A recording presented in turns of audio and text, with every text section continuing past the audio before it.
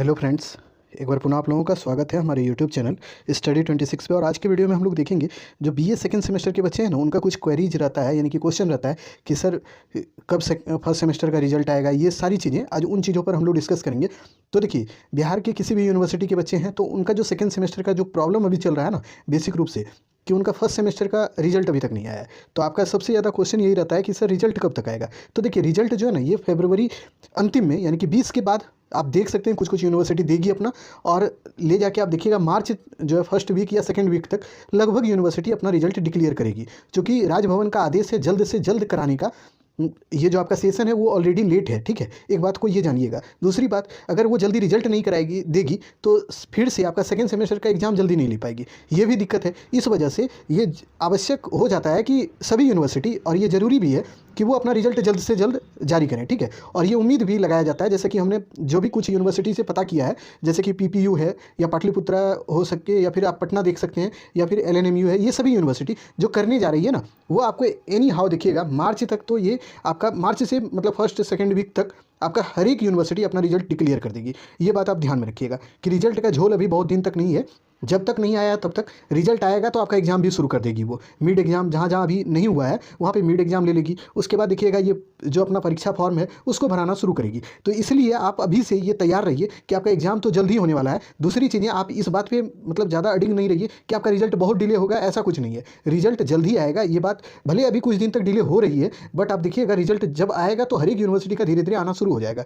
जैसे कि कुछ यूनिवर्सिटी ने अपना रिजल्ट को मतलब पब्लिश कर दिया है, तो आप देखिएगा एक एक करके होगा, ठीक है। दूसरी चीज़ें जो आपकी क्वेश्चन रहती है वो ये रहता है कि सर सब्जेक्ट चेंज कौन कौन सा होगा। तो आपको मैं दायबे मतलब एक वायदे से बता दूं, पटना यूनिवर्सिटी में कुछ दिन पहले ही हम गए थे और वहाँ से हमें जो जानकारी मिली उसकी बिहाफ पे हम बता दें आपको, ठीक है। और एक चीज़ जान लीजिए, कोई यूनिवर्सिटी बदलाव करेगी तो हर एक यूनिवर्सिटी पे वो लागू होगा, भले वो लेट से हो, लेकिन होना तो तय है। एक बात ये जान लीजिए। चूँकि देखिए, सबसे बड़ी बात है सीबीएसई जो न्यू एजुकेशन पॉलिसी के तहत ये 4 वर्ष का बीएड कोर्स है ना, इसको जो लॉन्च किया है ना, तो सबसे बड़ी दिक्कत ये हो रही है कि यूनिवर्सिटी अभी तक समझने में ये मतलब एक तरह से आप कह सकते हैं कि सक्षम ही नहीं हो पाई है कि आखिर करना क्या है और कराना कैसे है, ठीक है। इसके पास चीज़ें हैं बट वो समझ ही नहीं पा रही है। दूसरी चीज़ें ये है कि इस पर काम जल्द अब धीरे धीरे स्पीड हो भी रहा है। क्योंकि हम पटना यूनिवर्सिटी से जितना हमको नॉलेज हुआ, जितना जानकारी हम ले पाए, उस हिसाब से ये बताया गया कि 3 जो सब्जेक्ट है ना वो बदल जाएगा आपका इसमें, ठीक है। एक तो एईसी आपका बदलेगा, जो कि आपको पता है इन्वायरमेंटल स्टडीज़ या साइंस उसको बोलते हैं, वो सबके लिए कंपलसरी है, वो तो बदलना ही है, चाहे वो आप किसी भी यूनिवर्सिटी से होंगे। दूसरा बीएससी और एसईसी, ये तीनों ही सब्जेक्ट आपका बदलने वाला है। एईसी, बीएससी, एसईसी, ये तीनों बदलने वाला है। चूँकि पटना यूनिवर्सिटी की बात हम अभी कर रहे हैं, बाकी यूनिवर्सिटी अभी क्लियर कर ही नहीं पाई है, तो हम क्या कर दें बोलिए। और वो बोल रही है बीएससी में हम स्वच्छ भारत पढ़ाएंगे, तो स्वच्छ भारत कहाँ से पढ़ाएगी? क्योंकि पहले ही स्लॉट में जब आपने करा दिया है उस टॉपिक को, तब उसमें आप नया सिलेबस कहाँ से लाइएगा। इसीलिए आप निश्चिंत रहिए, आपका सिलेबस जो होने वाला है ना सेकेंड सेमेस्टर में, आपका परिवर्तित 3 सब्जेक्ट तो होने वाला है। देखिएगा अंतिम तक आपको पता चल जाएगा कि 3 सब्जेक्ट आपका नया होना ही है, वो बीएससी, एसईसी और एईसी। अभी बौखलाइएगा मत, कमेंट में कुछ से कुछ मत लिखिएगा। जितनी चीज़ें बता रहे हैं वो ऑथेंटिक बता रहे हैं। पटना यूनिवर्सिटी से हमने जो जानकारी एकत्रित किया है, ऐसा हम देखिए, अगर हमको झूठ मूठ का वीडियो बनाना होता तो हम पहले ही बना के कुछ से कुछ बोल दिए रहते। लेकिन अगर वीडियो अगर इस मैटर पर या इस टॉपिक पर अगर हम डिले करके ला रहे हैं ना, तो इसके पीछे कुछ ना कुछ तो सच्चाई होगी। इस बात को ध्यान में रखिएगा, ठीक है। दूसरी बात देखिए, अब जब 3 सब्जेक्ट बदलेगा ना बच्चों, तो आपको तीनों ही नए तरीके से ही पढ़ना है, ठीक है। बाकी जो सब्जेक्ट आपके हैं जैसे कि एमजेसी, एमआईसी, एमडीसी, वो तत्काल अभी वही रहने वाले हैं। अगर कहीं परिवर्तित होगा तो वो देखा जाएगा, वो उसके बारे में भी हम आपको इन्फॉर्मेशन दे देंगे। बट अभी तक कोई इन्फॉर्मेशन ये नहीं आया कि एमजेसी, एमआईसी और एमडीसी बदल रहा है। बाकी ये 3 सब्जेक्ट के बदलने के बहुत चांस है और बदलेंगे भी, ये बात आप ध्यान में रखिएगा, ठीक है। अब आज ये जो अगला प्रश्न होता है ना, उसको आप देखिए कि सेकेंड सेमेस्टर की परीक्षा कब तक होगी। तो ये देखिए, आप जो कुछ यूनिवर्सिटी है जैसे कि पटना यूनिवर्सिटी है, पाटलिपुत्रा है, एलएनएमयू है, ये सब, और भी अन्य जैसे पीपीयू है, माफ़ कीजिएगा पूर्णिया यूनिवर्सिटी है, थोड़ी वो डिले चल रही है, बट मुंगेर यूनिवर्सिटी है, ये सब आप देखिएगा। सभी ये जितने भी यूनिवर्सिटी का नाम हम बताए और जितना नहीं बता पाए, उन सभी यूनिवर्सिटी में आप देखिएगा एग्जाम जो होगा ना, वो जून टू जुलाई तक आपका करा लिया जाएगा। ये बात आप ध्यान में रखिएगा कि जून से जुलाई तक आपका एग्जाम खत्म करा ही लेगी। क्योंकि उसके बाद होता क्या है जानते हैं, कहीं कहीं पे बीएड सेशन चलता है, कहीं डीएलएड चल रहा होता है, तो हर एक यूनिवर्सिटी में हर एक चीज़ें चल रही होती है एक साथ ना। तो इसीलिए जो ग्रेजुएशन का एग्जाम जो होता है ना, उसको प्रायोरिटी में रखा जाता है, यानी प्राथमिकता दी जाती है उसकी, ठीक है। तो ये एग्जाम आपका एनी हाउ बहुत जल्द करा लिया जाएगा, जून जुलाई तक एनी हाउ करा लिया जाएगा, ठीक है। तो उसके जो मिड एग्जाम है इसी बीच में आपके करा दिए जाएंगे। तो इसीलिए आप थोड़ा सा अवेयर रहिए चीज़ों से, और उसके लिए आपको ये करना है ना कि आप जो तैयारी कर रहे हैं, आपका जो पेपर है उसको तैयार करते रहिए। आप जो अन्य चीज़ें पढ़ते हैं उसको पढ़िए, बट आपकी जो तैयारी है उसको रोकनी नहीं है, उस चीज़ों को आप रेगुलर रखिएगा, ठीक है।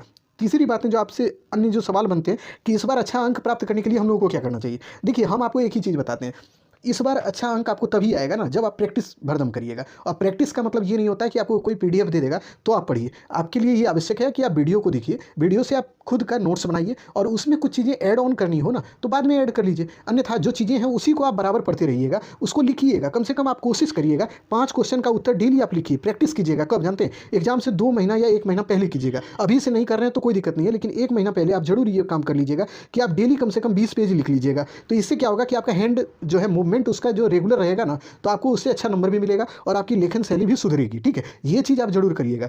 तीसरी जो आपकी जो अगली सवाल होती है ना वो है कि एग्जाम पैटर्न क्या रहेगा। तो एग्जाम पैटर्न देखिए एज इट इज रहने वाला है। जैसे कि 30 मार्क्स का जो इंटरनल एग्जाम आपका होता है, सीआईए या अन्य चीज़ें जो असाइनमेंट वगैरह जो भी चीज़ें होती है तो वो एज इट इज रहेगी, उसी तरह आपका रहने वाला है जहाँ तक अभी तक जानकारी है। लेकिन बीच में क्या बदलाव करेगी ये हम भी नहीं कर सकते, क्योंकि अभी तक यही पटना यूनिवर्सिटी और पीपीयू के बिहार पे हम बता रहे हैं, जो कि पीपीयू में भी हमने पता किया था और पटना यूनिवर्सिटी, ये दोनों ही जगह पे हमने पता किया। तो इन दोनों ही जगह पर जब इस तरह का रहेगा मतलब जो पैटर्न है तो अन्य जगह भी वही रहता है, क्योंकि आप जानते हैं बिहार का हर एक यूनिवर्सिटी एक दूसरे को फॉलो करने में ही लगा हुआ है। ठीक है, उसकी अपनी कुछ मतलब ना तो वो खुद क्लियर कर पा रही है कोई बात और ना ही वो खुद कुछ बोलने के लिए तैयार है। ठीक है, तो इस बात को ध्यान में रखिएगा कि वो करेगी तो वही चीज़। सीआईए आपका 30 मार्क्स का होगा, 70 मार्क्स का एक्सटर्नल एग्जाम आपका होना है, जैसे आपने दिया था एज इट इज वैसे ही इस बार भी दीजिएगा। तो इसीलिए आपको ज़्यादा परेशान होना नहीं है, तैयारी उसी तरह करनी है। आपने फर्स्ट सेमेस्टर में एग्जाम दिया है तो आप मतलब वेल प्रिपेयर्ड हैं इस बात के लिए कि इस बार किसी भी तरह का रहेगा तो आप अच्छा करके आइएगा, ये बात तो आपको पता है। तो ठीक है, तो ये चीज़ें आप ध्यान में रखिए कि आपका जो पेपर है ये 3 पेपर आपका परिवर्तित होने ही वाला है, ये आप निश्चिंत रहिएगा। लेकिन हाँ, थोड़ा डिले ये है ना बच्चों, कुछ यूनिवर्सिटी अभी खुल के बोल ही नहीं पा रही है, या तो उसको समझ में नहीं आ रहा है या वो किस चीज़ का इंतजार कर रही है वो खुद ही नहीं समझ पा रही है। ठीक है, तो दोनों ही चीज़ें उन्हीं के साथ लपटी हुई है। तो इसीलिए आप बेफिक्र रहिए, जो चीज़ों की तैयारी आप कर रहे हैं उसको एकदम आप करते रहिए, अपनी स्किल को एनहांस कीजिए। आप जिस तरीके से तैयारी करते हैं उसको ठीक करने का प्रयास कीजिएगा। अच्छे तरीके से जब तैयारी कीजिएगा तो अच्छा नंबर जरूर आएगा। और लेखन शैली को सुधारने का प्रयास कीजिए, यानी लिखने का प्रयास रेगुलर कीजिएगा।